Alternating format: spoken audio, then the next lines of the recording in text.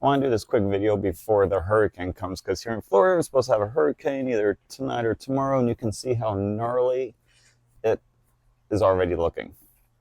Hopefully with that hurricane can wash my fence, but I digress. I want to do this quick video really about controlling your dog from a distance. A lot of times in training we get very comfortable with having the dog being controlled in our controlled space, basically right around us, or within the length of the leash, which by more times than not is about a 6-foot leash, unless you're purposely trying to create more distance between your dog, which is very important, because for a lot of these videos, for a lot of the lessons, we've always talked about the dog being close to you, that you're being home base.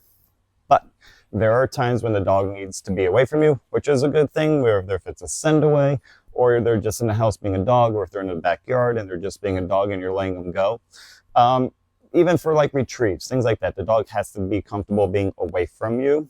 Like Ava's very, I'm her home base. She's very possessive of me, so I have to work very hard at creating space between her and myself, and help her understand that being away from me is not a bad thing.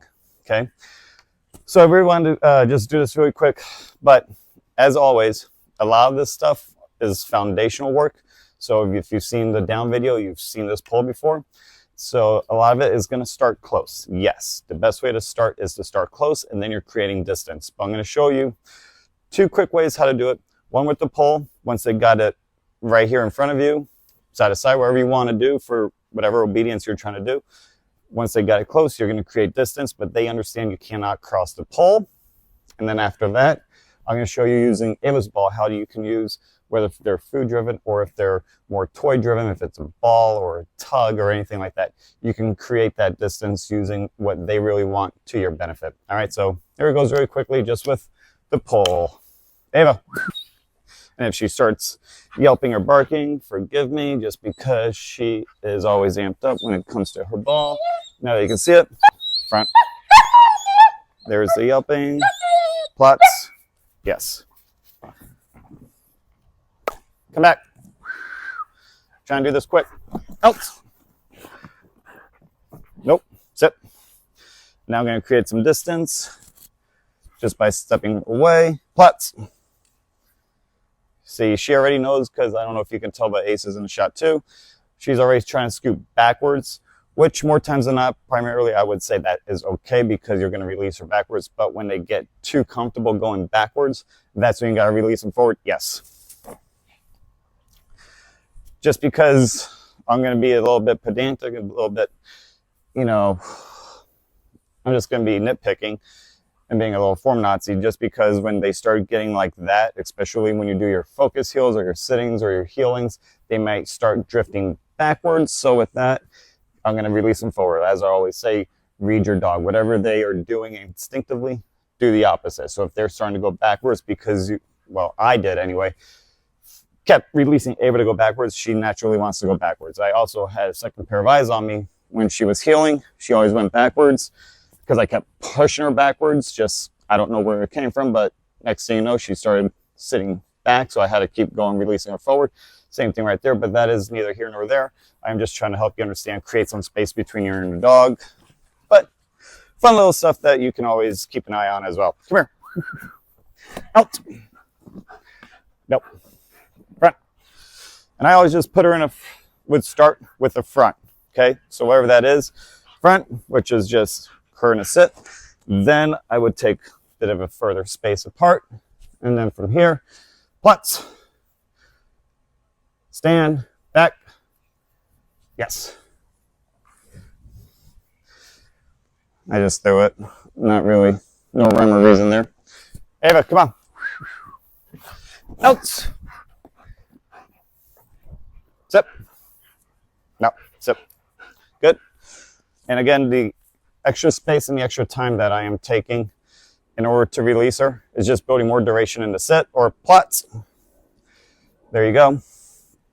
And that is all you're doing. So whether if you're on the couch or, in the kitchen and your dog is doing something, if you got something highly desirable to them, they're going to comply. Yes.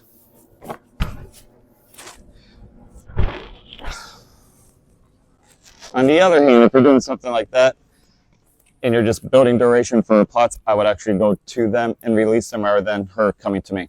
But I will have a little fun little trick for you when it comes to the recall in order for her to do that. Hey, come here. Out. Front. Right. So same principles apply, whether if it's a right or a left. She cannot cross the pole. So if she does, put her back. And fun little tip when it comes to, hey, sit. Good. When heeling, whatever side your dog is on, the foot closest to them, that's the one you want to start going forward with. So if they're on the left, your left foot moves, you move together. If you're on the left side, or if they're on the left side, excuse me, and the right foot moves, they don't go anywhere. Yes.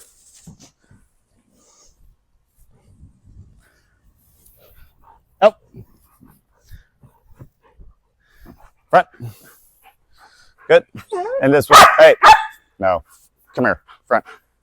This will also work if you had a platform or any kind of elevation or anything that's really just a different texture of material, so they know not to cross that boundary. I also do this out at the park where it has a little slab of concrete with the seat. So this way, again, she knows she cannot break that concrete barrier. Plots. Good. No. Plots. Back. Now you can walk around, do whatever you want. Sit. See her shaking because she so much wants it. Yes. All right.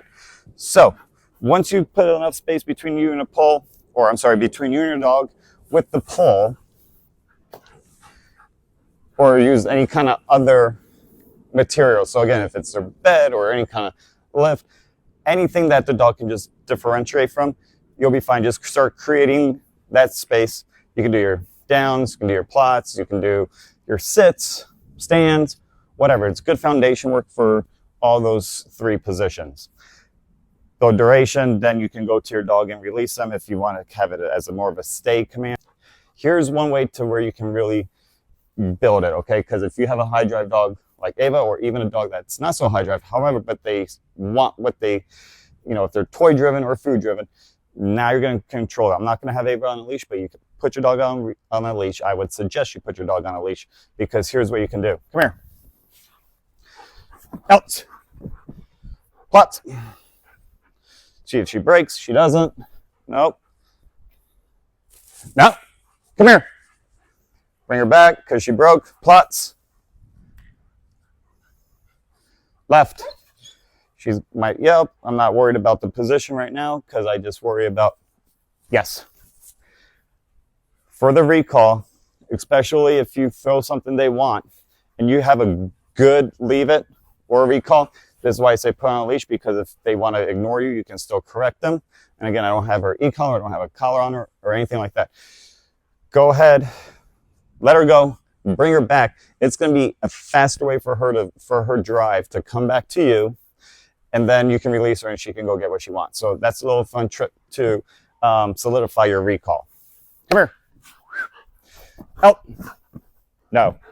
No. Plots. Good. This is also why if you put her on a leash, or your dog on a leash, and I keep saying her, is going to now do in positions as she's running. So I'm going to release her. She's going to go and get the ball. But I'm going to have her plots. Go. And plots.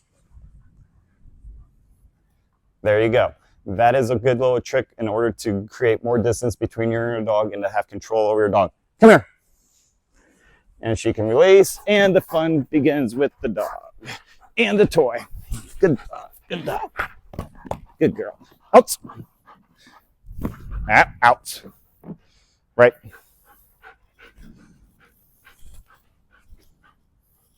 Front. Good way to also build speed in other positions.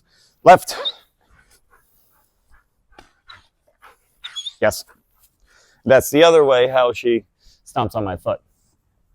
So I'm not going to do it on every single one because I still want her to come back. Left.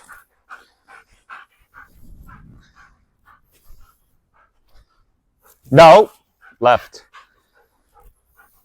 Left.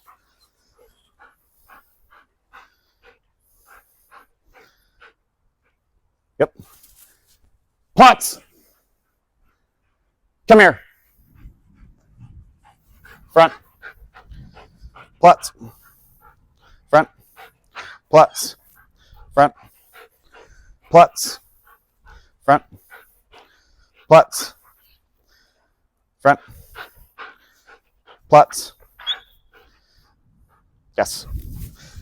And if anyone watched that video about how some things to avoid, which is, again, if she's wanting that ball, but yet her position is way off, like if I'm right here and she's going that way, because she's facing the ball, like a complete perpendicular to me, go ahead and keep repositioning her until you get to the position you want. So if you have to get further away from the edge, go ahead and do it. So that's what that one was, because she's so amped up on wanting that ball. Do a couple more. Right.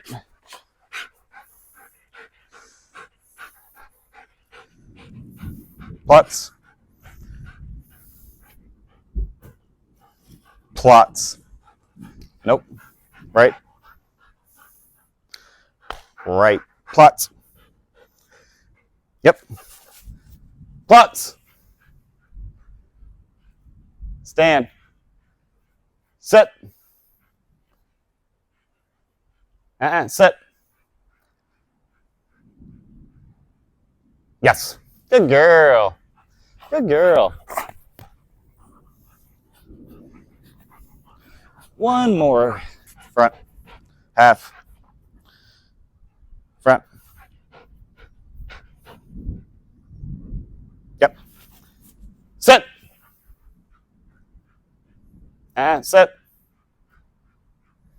Good. And then from there, you can just hold her. And this is why I say if you don't have a leash on her when you're first doing this, this can be pretty trying, taxing for the dog. Yes, good girl. But that was also the little trick that you can do for the recall. So doing these little things over and over, and again, you don't have to use a toy, you can use food, you can do whatever you want, is just going to help have more control over your dog at a distance. Okay, so get the dog comfortable running away from you is only going to help build a stronger dog, and it's about the pour. So good luck. Talk to you next time. Hope if you're really in Florida, you stay safe, and I'll talk to you next time. All right, good luck. Done.